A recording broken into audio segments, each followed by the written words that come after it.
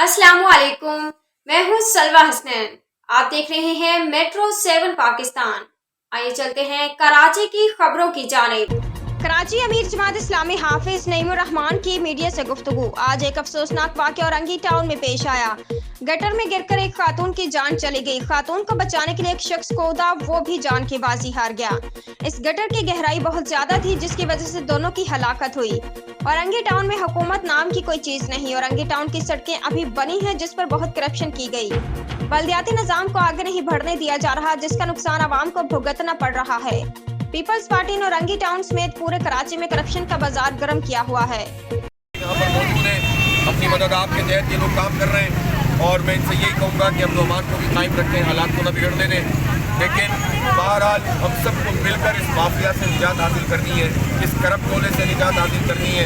इस पूरे civil services के नाम पर जो धब्बा बने हुए डीसी और एसी का सिस्टम है, बर्बाद कर रहा है, लूटमार कर रहा है। 15-20 अरब रुपए का दिल्ली का प्रोजेक्ट था और वर्ल्ड बैंक का ये प्रोजेक्ट था पैचवर्क का, जिसका बार बार ऐलान मुर्तज़ा वहाब करते थे।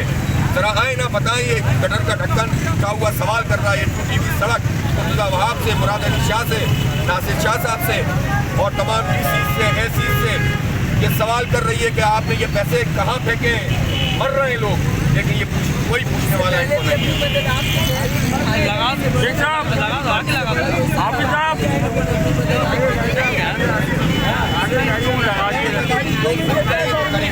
कोई हुकूमत नाम की तो चीज़ नहीं हो रही।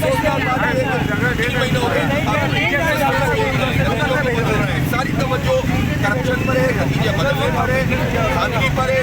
शहर के लिए तैयार नहीं और चाहते हैं कि जेल में रखा जाए ताकि मजीद बर्बाद करें, मजीद तबाह करेंगे इलाकों, मजीद लोगों की जानें खाएं।